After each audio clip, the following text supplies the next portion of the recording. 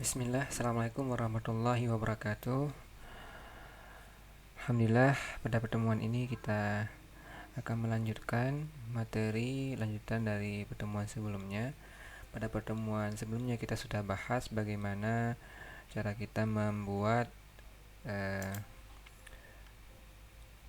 sebuah interface untuk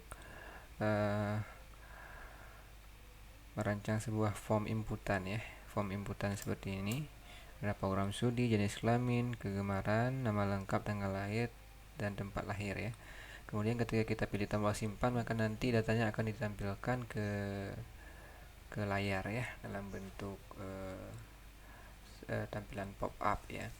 Nah, pada pertemuan ini kita akan bahas ya pembuatan project. Kita akan gunakan project ini nantinya ya. Kita akan menggunakan database untuk menyimpan datanya ya.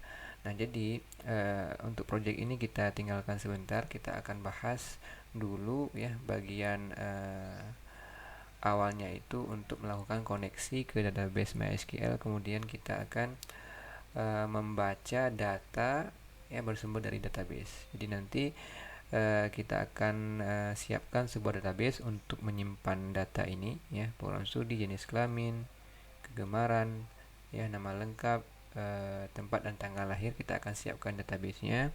Kemudian kita akan hubungkan sysub kita dengan database MySQL. Kemudian kita akan bikin fungsi CRUD ya, create, read, update, dan delete. Nah, untuk yang pertama sekali kita akan buat dulu fungsi untuk read ya. Jadi kita bikin koneksi ke database MySQL, kemudian kita bikin modul untuk menampilkan data yang bersumber dari database MySQL. Oke, baik ya. Untuk itu kita bikin sebuah project baru ya. Jadi kita tinggalkan project ini. Nanti kita bikin project baru. Dalam project itu nanti kita masukkan modul untuk entry data ya, untuk edit data, untuk view data, dan juga untuk hapus data. Kita bikin project baru ya. Kita pilih console app, netcore, kemudian next. Ini kita bikin namanya CRUD ya, MySQL seperti ini. Kemudian pilih create.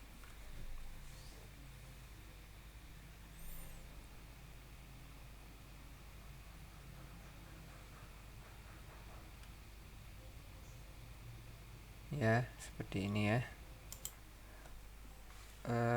Sorry ya, kita ulangi ya. Buat projectnya itu bukan konsol ya, tapi menggunakan Windows Form App ya, yang ini nomor 2 ini. Kemudian pilih next. Kita kasih nama CRUD MySQL. Oke, seperti ini udah benar ya. Tadi diulang lagi ya, bukan konsol app tapi Windows App Form ya. Nah, itu. Oke, kemudian untuk teksnya kita beri nama read data from MySQL ya. Di ini ya. Kemudian kita atur start positionnya ini ya. Start positionnya kita pilih center supaya nanti ketika ini kita jalankan ya, nanti posisi datanya ada di tengah-tengah ya, center.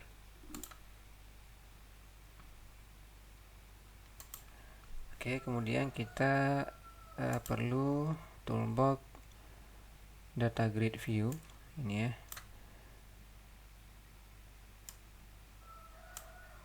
Data grid view kita buat dulu seperti ini ya. Ini untuk kita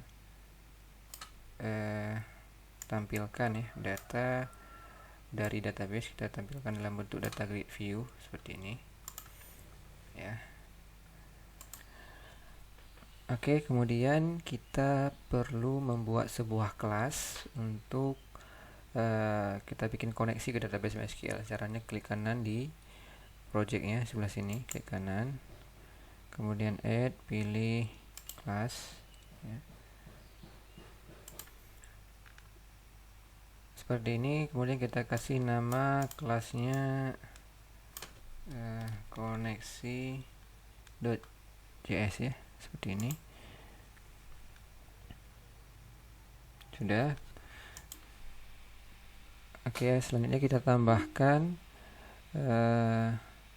preference extension MySQL-nya ya. Sebelumnya kita perlu menginstal extension MySQL-nya untuk Visual Studio ya. Itu nanti linknya saya lampirkan di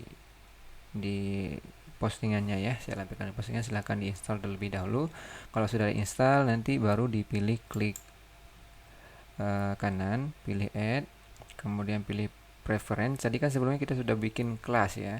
Kita sudah bikin kelas, tapi kelasnya belum kita bikin kodenya.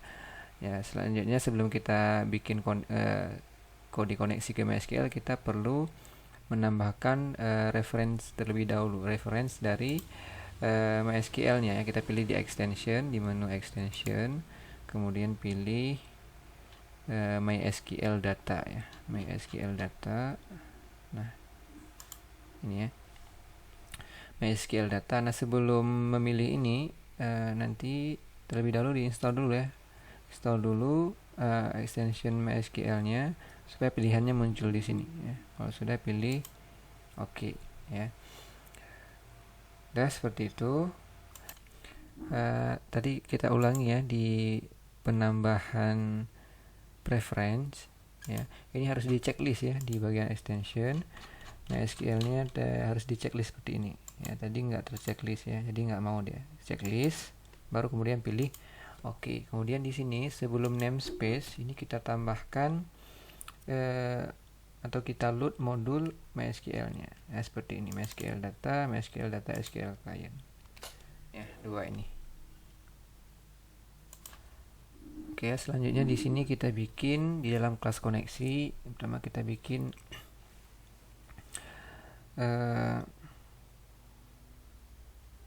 perintah untuk koneksi ke database MySQL. Pertama kita bikin public MySQL con sama dengan 0. Kemudian di sini kita bikin string koneksinya. Ya, ini server, alamat server database-nya. Kemudian ini UID, ini username-nya. PWD ini adalah passwordnya. Kemudian database ini adalah nama database-nya ya. Nama DB-nya apa.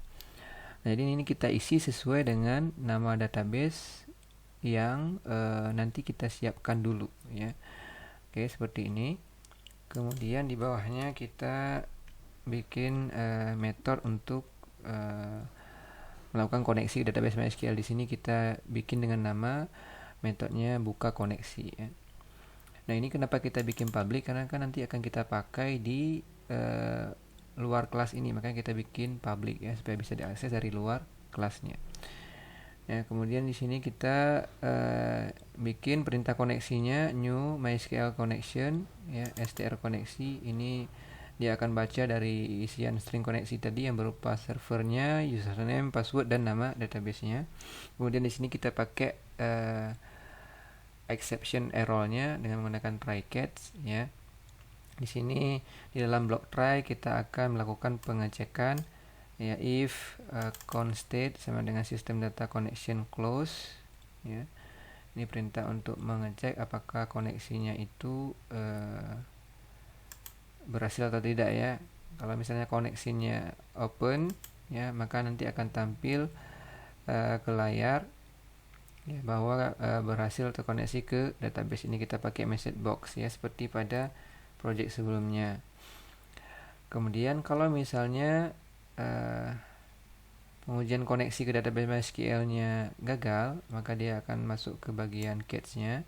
Di sini kita akan tampilkan informasi gagal terkoneksi ya. Seperti itu. Ini kita simpan dulu ya, nanti kita balik lagi ke sini. Kita simpan dulu. Nah, sekarang kita akan siapkan dulu database-nya ya. Kita akan siapkan dulu database MySQL-nya.